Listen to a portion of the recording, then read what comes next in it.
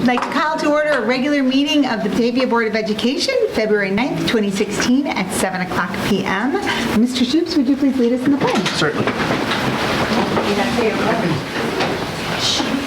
I pledge allegiance to the flag of the United States of America and to the republic for which it stands, one nation, under God, indivisible, with liberty and justice for all. Kathy, could you please call the roll? Blakely. Dryden. Here. Gettler. Here. Locke. Here. Lowe. Stoops. Here. Drummond. Here. Dr. Hitchens, are there any changes to tonight's agenda? There actually is. I need to remove the Park District IGA. It's an action item. We'll be bringing that back in 2 weeks. Oh, all right. Okay. I can remember. Do we approve our agenda? So the meeting just got shorter, is that what you're saying? Exactly. 25% because there were 4 action items. Wow. You said this will be at the end of the month then? Yes, 2 weeks. So yes or no, do we approve our agenda? We haven't been. Okay, thank you. Tonight we'd like to celebrate successes. I'd like to invite Jeannie Danos up to the table. She's going to tell us about the Cerebral Palsy Foundation's Just Say Hi campaign. How about Jeremy with me? Hi, Jeremy. Hello. Say hi. Hi. I work with Jeremy in the English classroom, and we have Batavia High School peer leaders come in and take our kids to gym. And as I was trolling through my Facebook feed, I found the Cerebral Palsy Foundation's Just Say Hi campaign. It addresses the unnecessary hesitation people feel around people with disabilities, which we see frequently in the high school. People walking past to get through the door without holding the door. Kids walking through the hall, saying hello to us, but not really ever looking down upon. So we talked about it and we decided that we might ask our peer leaders to do that and ask them to come up with some ideas as to what they wanted to do, and they wanted to make a video. Similar to the videos that were made by many famous people for the Cerebral Palsy Foundation. Gail King, I think, the first one. I love a great conversation, and the people at the Cerebral Palsy Foundation asked me, do you have any tips on how to start a chat with someone with disabilities? How about this? Hey, what's up? How you doing? Best of all, hi.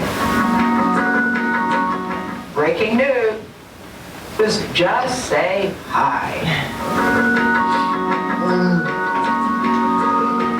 You're saying hi. So we had Brad, Olivia, Caitlin, Kieran, Ashley come up with this video for our kids.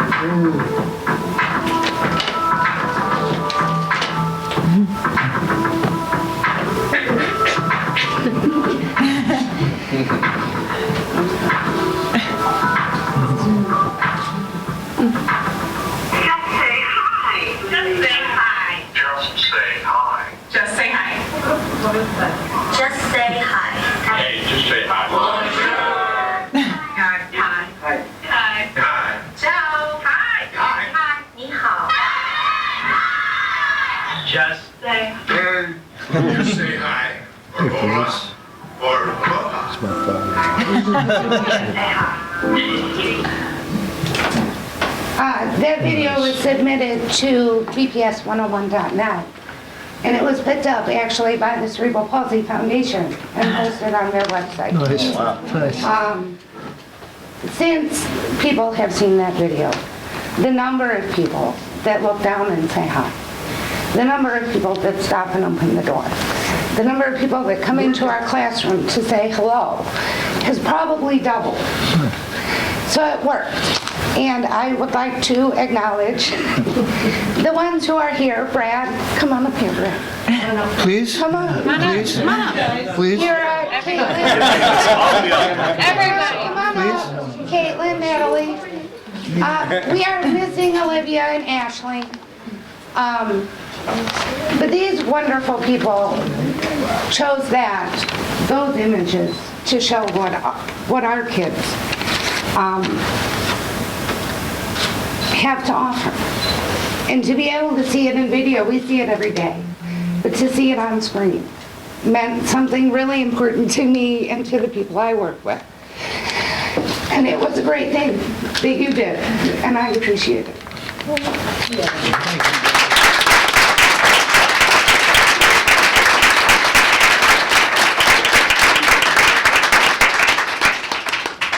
Jeremy, that makes you a star, man. Yeah, famous. You rock star? That makes you a star, man. Yeah. So yeah, I was really impressed with the way you guys put that together. It showed their good sides. You showed it can be tough, and everybody knows it. But they find the joy, and we find the joy. And we taught them, and they now teach others. And that's what it's all about. Thank you. Good. Thank you Thank so you. much. Thank you so much. You should be proud of yourselves. You did a great job.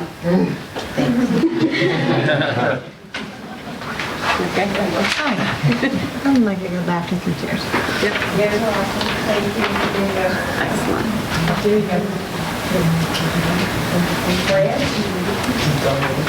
Next, we'll be moving on to public comments. If anyone wishes to address the board this evening under public comments, please see Kathy Scafidi. She'll give you a pink sheet that has our board policy for addressing the board. Please put your full name and address on it because we're required by state law to keep a detailed set of minutes for our meetings. If you prefer to provide comments for the entire board in written form, Kathy has a blue sheet that she can give you. And when you address the Board of Education and administration won't enter into dialogue at this time. Doesn't mean we don't take your issues seriously. If you have unanswered questions, a board member or an administrator will get back to you regarding your matter at a later date. And if you have any props or visual aids, please have Dr. Hitchens see them prior to your presentation. And we're going to ask that everyone addresses the board to please come to the microphone. Did anyone else want to fill out a pink sheet tonight? We have one. And if you would like someone to follow up with you, please go ahead and just let us know, yes, you'd like us to follow up with you, because sometimes I don't catch that you'd like a follow-up and I just think you're sharing with us. So we want to make sure we get back to anybody that would like to continue the dialogue. So I would like to call up Sue DeWolf.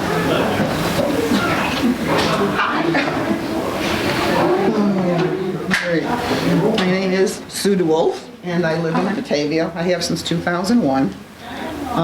First of all, I have to thank Kathy, your recording secretary, who sat with me and calmed my nerves because I am a little bit nervous. But she was excellent, made me feel very welcome, and kind of talked me down a little bit. I have not attended a lot of board meetings. I did attend the one on January 26th. I left very early on, though, because it was just too crowded for me, to be honest with you. But I did watch the entire thing on BATV, which I found very interesting. The reason I came is because everybody can boo. I work for the Geneva Township Assessor's Office. So, as you can imagine, I think there was a reference to slings and arrows. On the day tax bills come out, we dodge them left and right. And it's based on a number of board decisions, not just one. What I found with the conversation on the last board meeting, and I just am trying to make people aware of things, it seems to me that you get a lot of input from teachers, from students, from people with children. Many of you have children in the school district. I get a lot of input from senior citizens, several of whom I have seen lose their homes over their tax bills. I get a lot of input from senior citizens that are living on fixed incomes that don't get the 3% cost of living increase or the 4% cost of living increase or have pensions. They live strictly on Social Security. When a tax bill increases by the astronomical amounts that we have seen in some of the past seasons, it's devastating. And all I'm asking is that you truly consider that when you ask for maximum levies. it's very difficult, I think, and I don't know how anyone can predict that when they borrow money and say it's not going to cost anything or that the tax rate won't go up, that's not a possible statement to make. Because just like the people that borrowed for the high school back here years ago, you'd never know what's going to happen to the economy. And when the economy tanks the way it did and housing prices drop the way they do and commercial and industrial values drop the way they did, and that's what I do. I do the commercial and industrial. The effect on your everyday homeowner is significant. So when a lot of these reports come out and they say a $200,000 house will increase your taxes by, say, $28 or decrease, there's really no way to know that. So I would love to give any input anybody needs in anything or further explain this to people because the assessment process and the tax process is extraordinarily difficult. It's extremely difficult. And I know, like in our office, I don't know what they do in Batavia here. In ours, we've actually offered tax workshops to explain it. I know that Kane County offers, Mark Armstrong is excellent, offers an excellent program on how the system works and how taxes are calculated. I think a lot of what people don't understand, and you get the brunt of this too, is how the taxes work. They just don't get it. And it is complicated. So I guess my big thing is the seniors. I see so many seniors that are, and talk about being in tears. I mean, and you have to look at them and say, I'm sorry. I'm sorry. There's nothing I can do. So when you're talking about promoting the school programs, which are excellent, you have an excellent school here. I can tell you one story. I'll get off track here a little bit, but both of my children went to school in Carroll Stream. My daughter played volleyball, and I can remember a tournament that was with St. Charles North and South. I don't know if West Chicago's in your conference now or not, but they weren't at the time. And there were more Batavia fans in that stand than there were for West Chicago and two St. Charles schools combined. I mean, we were amazed. So this is something that goes back a long way. You've got quite a following, so I just wanted to say that. But at any rate, I guess that's where I'm going. It's just a matter of please pay attention to everyone because not everyone's circumstances are the same. And when you're a senior, you don't have the opportunity to make extra money. A lot of times you're where you are. So that's it. Thank you for listening Thank to you, me. Mrs. Thank you. Wolf. Thank you again, Thank you, Sue. Kathy. Thank you.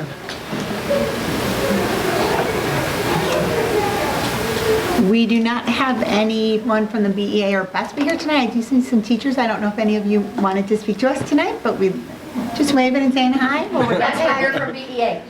We're glad to have you. Then I will turn it right over to Sam because she's our sole. Apparently, we're just down for the count tonight. Right. Sam's here. I don't know where she is. So we're glad you're here. I just have a few things. Boys track has their first meet this Saturday at home.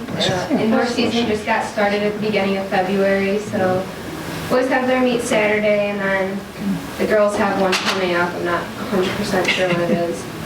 And then the girls basketball team just won Friday. I was there. It was really exciting. My friend Bethany, she made the last shot. And like I read the about that. last, like right as it hit zero, she was shooting it. It was great. And they won by one, right? Yes, they Yeah, won by there one was. point.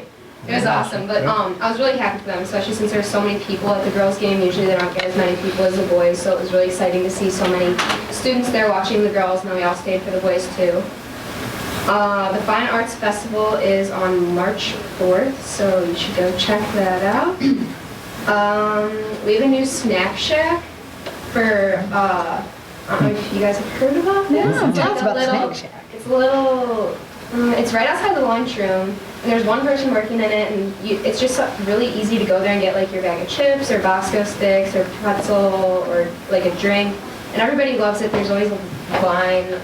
I've used it a bunch, all my friends love it, so. Is that student council? Who's running that? I think, It's food service. Yeah, it's a It's- lunch it's program. West. Private lunch program. yeah, but everybody loves that, so I just wanted to say that's a good Okay. addition to the school. And, Better snacks, good. yeah, boys basketball is still in first place in conference, and they play East on Friday. Good. Awesome. Thanks, Sam. Thanks, Sam. Appreciate it. Thank you. All right, next we'll be moving on to reports. Dr. Hitchens. Okay, the policy report. Usually, we get most of our policy updates either through something that's happening in our district or from press. We subscribe to press policy services. They haven't updated that since October, maybe for whatever reason. So we don't have a whole lot of anything new right now. We do have some things that we're working on, but for this particular report, I put in there 2 administrative procedures that you could see. Administrative procedures don't require a vote, but any input is welcome. These are the ways that administrators implement the procedures. So there's 2 recommendations there, but like I said, procedures don't require a vote. So they're there for your information. And the procedure only changed because press changed, correct? Right, so we never had AP2 in policy 200 about the types of meetings. You have a script here that you read for closed session, but it's not in our policy as an administrative procedure, and they had one, so I figured we might as well use theirs. And then the other one, we just needed to update the FOIA officers. And yes, there was a change to legislation about closed meetings and another specific reason why you can go into closed session. Okay. So And we they added that. updated it, and we never actually had theirs, so I thought it was a good time to add it. Makes sense to me. Any questions on those procedures? Not at all. Very exciting procedures. Brad will talk to us about Strategic Goal 4. Sure. Strategic Goal 4 is Partners in Achievement, so it's focusing our energy on building those partners, both internal and external, that help advance student achievement. I just highlighted a few of the great works that are going on. I know some of you attended the Citizen of the Year Inspire event to see Joanne, but she's active in many of these groups. So this is just highlighting a few of the partnerships that help provide, especially for student needs, because if a student doesn't have the basic necessities or access, it's really hard to learn. So these groups really help provide our children with an opportunity to get what they need so that they can be actively engaged in learning. I feel like I should know the answer to this question, but the mentors for like the incubator program, they fall under the same category, correct? That would be, yeah. that would be Okay, part so of this it. was just a focus on meeting A few of student the- needs this time? yes. Okay. I thought they were all under that umbrella. Awesome. It's actually really nice to see all of the things that we have partnerships supporting our students doing. So thanks for updating us on that, Brad. Questions on that? Comments, concerns? Moving on to action. I'm sorry, no. Oh, yeah, moving on to action. Wow, that was just too fast. So the Park District IGA, something was brought to my attention, so I thought instead of trying to fix it right now, I'll fix it and then I'll bring it back in 2 weeks, which leads us to the telemedicine health benefit. So you heard about this at the last board meeting, and Lindsay will let you know what the preferred option is for this telemedicine benefit. Yes. So we had this on the agenda last month just as an informational item, but the insurance committee has been discussing this for some time now, and they reviewed telemedicine services, which are a convenient and cost-effective way to get medical treatment, access doctors, etc., 24/7. So it would be either over the phone, online, through email, even video chats. You would call up with the common ailments that you have and speak with a certified physician. They'd be able to, ask you questions, diagnose you, and then prescribe a prescription if necessary. So it's, like I said, for most common ailments, whether it's like an earache, strep throat, things like that. The benefit of this service is that it would save money both for the employee and for the employer. For the employee to utilize this service, they have no out-of-pocket cost up front. To make the phone call or email, there's no cost. To speak with the physician, there's no cost. The only expense they would have is if they have a prescription that they need to be filled, they would just pay for that prescription. And then on the employer side, the employer would save money on all those visits to the doctor, to the ER, to the immediate care that employees would typically go to for ailments such as that. It would not be going on to the insurance, so the employer would no longer have that expense. And just for a frame of reference, in the past year, an average office visit to a doctor cost $131 per visit. So, every time that an employee would utilize the service, the employer would be saving that amount of money. Between July 1st, 2014 and June 30th, 2015, so a one-year period, the district spent $1.9 million on office visits, and statistics show that 70% of those office visits were eligible for telemedicine services. So 70% of those visits could have been avoided if we had this feature then. So the program we're looking at is Healthiest You, and some of the other benefits they offer is if you download the app on your phone, it can show you a doctor. It'll look at your GPS location and it'll give you a list of doctors in your area based on your location, whether that's a regular doctor, urgent care, ER. It can even send you an alert, like if you're going into an immediate care center, you might get an alert that says, did you know you can call in and utilize our over-the-phone service instead of going to immediate care? So it helps, interact with employees and remind them that the service is available. Even prescriptions, like if you're going into Walgreens to refill a prescription, it'll send you an alert that says, hey, did you know this prescription is a little bit cheaper at Costco or wherever? So it's very interactive. And then it also syncs with your health insurance, so Blue Cross Blue Shield, and at any time an employee can look and see the amount that they've paid into their deductible for the calendar year and what their in-network copay, co-insurance that they've reached for the year is. So it's got a lot of nice features like that. So like I said, the insurance committee reviewed two different programs. This one that we're recommending is Healthiest You. The other option was Teledoc. And the reason they went with Healthiest You is that they had a higher average utilization of an average of 68% utilization. The other company was much lower. And the insurance committee also set some goals as far as how they would review this plan and if we were to implement it, how they would see if it was successful. They decided on after the first year of the plan, that would give enough time to see the highs and lows and when our claims come in. And it would be a full year's worth of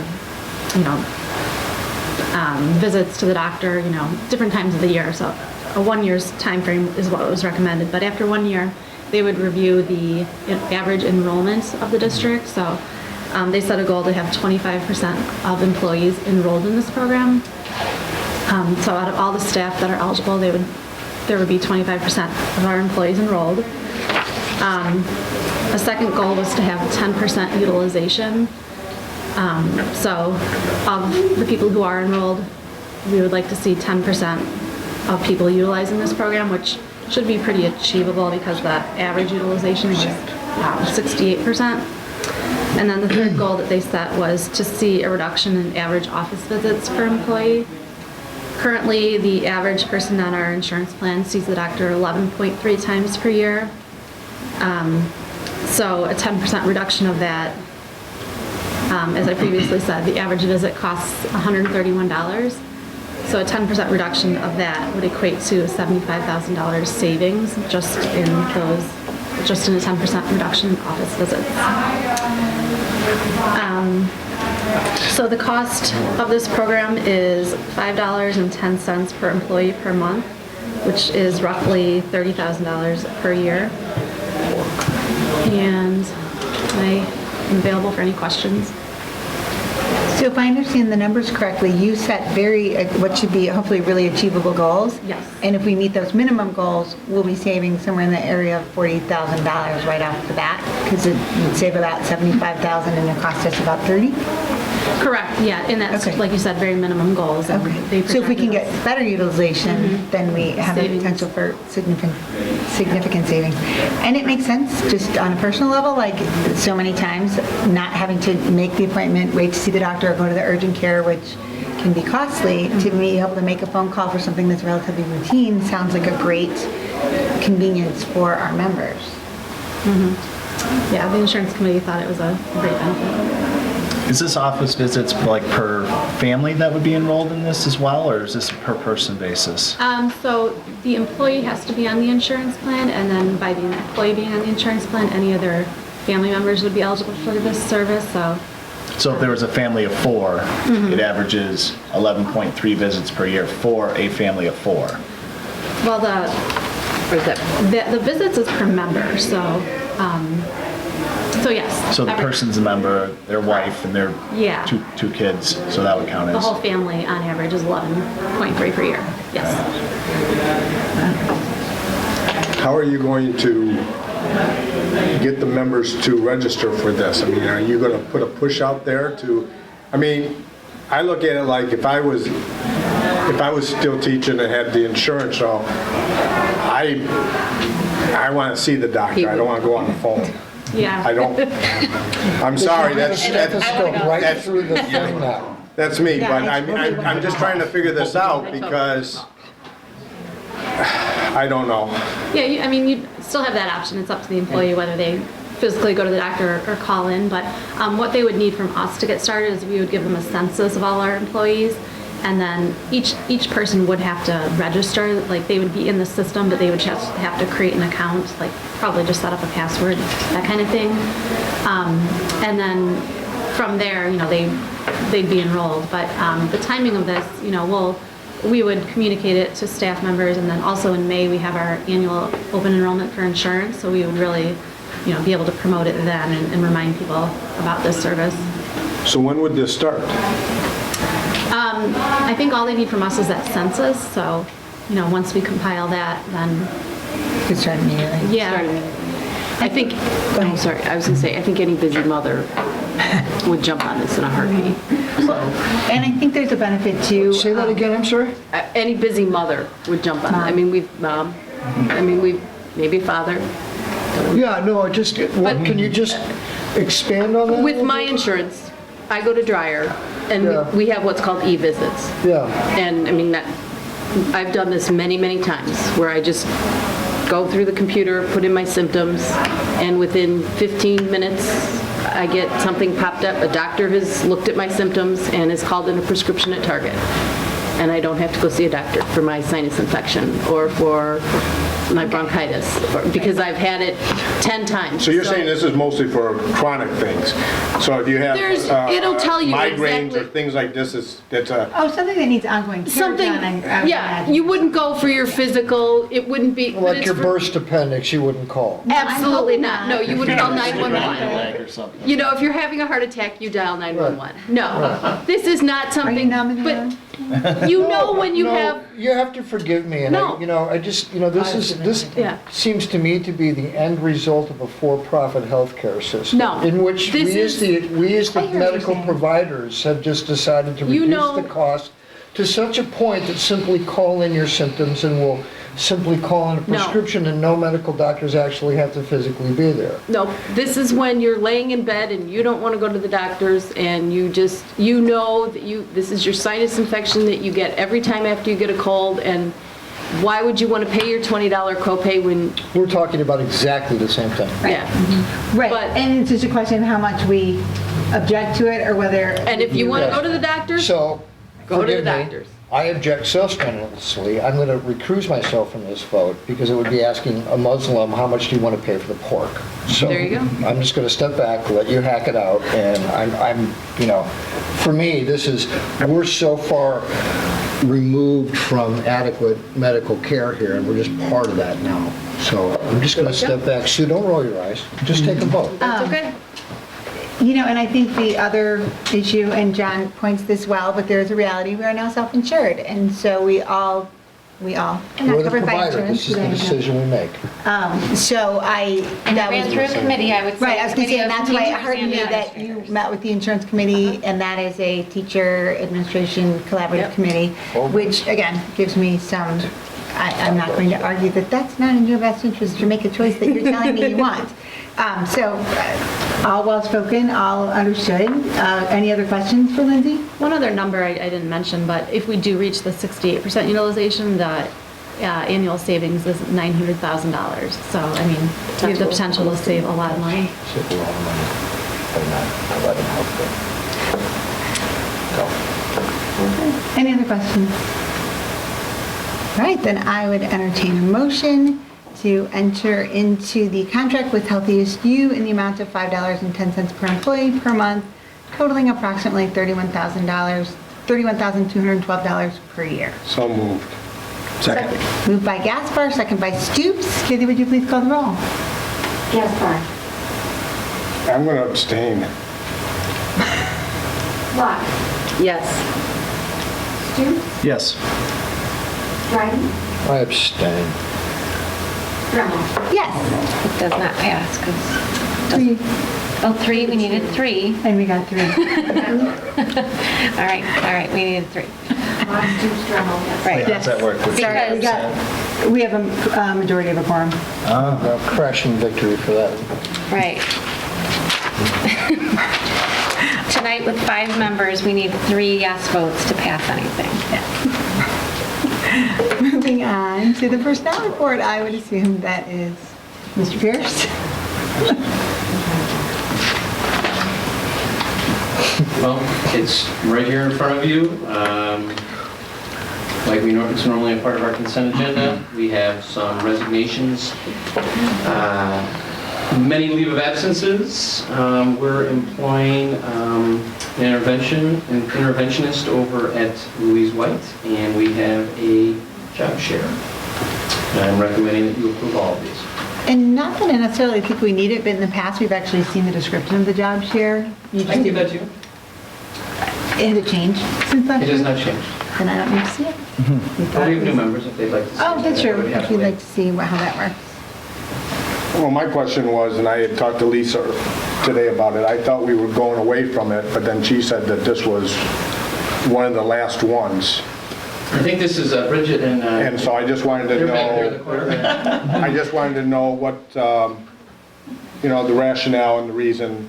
Well, this has been I think this is our longest standing, Right. correct me if I'm wrong, ladies, job share, maybe the original DPS one. I was in an original one. Oh, I'm sorry, okay. One of the originals is here. And actually, this has been a highly successful job share that's been very consistent, and so we've continued to honor that. Being extremely transparent with our current staffing plan, it's actually a benefit to us to have these 2 job sharing and not both choosing to come back and work full-time just because of our decreased enrollment. So this is, but truly, what we've actually looked at this job share, and it's been effective, not just from a feedback from the parents that have been involved with their job share, but actually from a student learning perspective. So we're very confident this is a great pairing of 2 people that work together, communicate excellently, and we're supportive of it. So that's the rationale. Any other questions? All right, then I would entertain a motion to approve the personnel report as presented. So moved. I'm sorry, was that you, Jen? Yes. Second. Moved by Gaspar, second by Stoops. Kathy, would you please call the roll? Gaspar. Yes. Locke. Yes. Stoops. Yes. Dryden. Yes. Dremel. Yes. Pass. Thank you. Moving on to the Batavia booster donation pledge. Is that you, Dr. Hitchens? It is. So Tony brought this at our last meeting, talked about, you actually saw a draft of it at one point. A resolution to accept the booster donation. This is unprecedented, a $500,000 donation. And so this resolution would be accepting of that first $200,000 pledge. And then according to this resolution, you will pass another resolution to accept the next pledge, etc. Any questions on the resolution? And you also see the booster letter of intent there where they're promising us $500,000. So, no question from my part. I just want to thank them profusely over and over and over again. Any other questions, comments, concerns? No? All right, then I would entertain a motion to adopt a resolution to accept the pledge of $500,000 from the Batavia Bulldog Boosters over the next 5 years. So moved. Moved by Locke, Second. second by Dryden. Kathy, would you please call the roll? Locke. Yes. Stutes. Yes. Dryden. Yes. Gessler. Yes. Sturman. Yes. Wow. Ooh, moving on to administration comments. Dr. Hitchens. Record. Okay, so my comment, in January 12th, I believe, we presented to you a bond, all of these things that Tony should be presenting, and unfortunately, he's taking advantage of the teledoc, I think. We talked about in January, we would refund some bonds, and the estimated savings was $1.275 million, and those came in. We sold those bonds, and we actually will have a $1.4 million savings because of your refunding. So that was a celebration we wanted to make sure that we got out there. Just paid for the AstroTurf. And that is my comment for tonight. Thank you. We'll start with Steve tonight. I just wanted to make mention that, and I spoke to Brad about this earlier, that March 15th there will be an open house at the STEM school for incoming third graders from Batavia that are interested in attending the STEM school. So I think you mentioned there's not information on our website yet. There will be shortly. So if you have an incoming third grader that's interested in that, March 15th there will be an open house at the STEM school. Keep looking for information coming up on that. That's all. Okay. Jason. I'll start off with just a little bit of stuff when I'm going to City of Batavia meetings and that. Not much has been relatable to school board agenda type stuff, but there was something brought up recently that I thought was interesting where they just measured the amount of commercial and retail improvements on Batavia-owned properties. And in 2014, they had permit fees in the amount of $2.5 million. I'm sorry, not permit fees, industrial improvements in the amount that contributed back to our tax rolls of $2.5 million. In 2015, that jumped greatly to $11.8 million. When it came to residential building permits, it went from 1,144 permits in 2014 to 2,312 in 2015, which led from $33 million in improvements to $42 million in improvements for 2015. So I thought that was pretty interesting to bring up, and they're on pace to increase again this year. Kind of want to congratulate the Just Say Hi campaign. I think that's great. It brought me back to my college time when I was a big brother. My little brother had cerebral palsy and could only communicate through sign language and such. And growing up in a household where both my parents were deaf, there was always kind of that hesitancy for people out in the public to just say hi to them at times. So it's kind of great to see this grassroots type program come up through the high school, and it's very heartwarming. Lastly, I'm really proud of how the basketball teams are both doing. My daughters beg me to take them to the girls' game, and I have to beg them to stay for the boys' game. So it's been great watching them do so well. And thank you for the boosters for going through with the pledge of the donations and such, and go Bulldogs. Thanks, Jason. Mr. Dryden. I also want to thank the Just Say Hi campaign. I have to tell you that one of the greatest joys of teaching at the high school was watching the student body always very consistently deal one-on-one with the special ed students in a really inclusive and heartfelt, warm way. And it always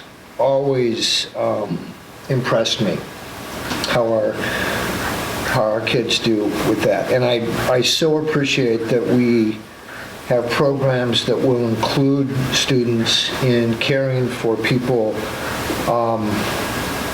that are special. I also am overwhelmed constantly by what the boosters have done. 2 weeks ago, I was stunned. I'm still stunned. I've had 100 conversations in the 2 weeks since we met. And this is really kind of unprecedented in my understanding of how communities work.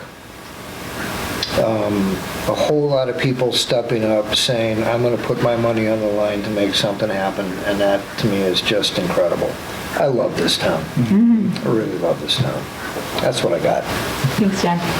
Jessica? Thanks for everything. Just say hi. It's why I went into teaching. I have a younger brother that's special needs.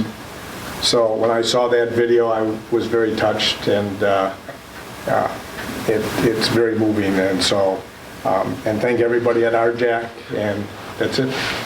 Thanks, John. And I just want to piggyback one comment on Mr. Dryden's, that not only are we amazed by the boosters who are doing something very exciting, but I am warmed again by all of our partners that are so many people in our community who just step up and try to do what's best for the families in our community. So I too love Batavia. And on that, we are going to closed session. There is no action after closed session. Can we slow this down? Yeah, right. I know. Okay. I would entertain a motion to adjourn to closed session for the purpose of appointment, employment, compensation, discipline, performance, or dismissal of specific employees of the public body or legal counsel for the public body, including hearing testimony on a complaint lodged against an employee of the public body or against legal counsel for the public body to determine its validity. So moved. Second. Moved by Locke, second by Stoops. Kathy, would you please call the roll? Ron? Yes. Yes. Right. Sure. Jessica? Yes. Yes. Again, there will be no action after closed session. Is that some kind of record? I believe so. Thanks to you, It John. really is. Yeah. You got off easy. Yes, I did.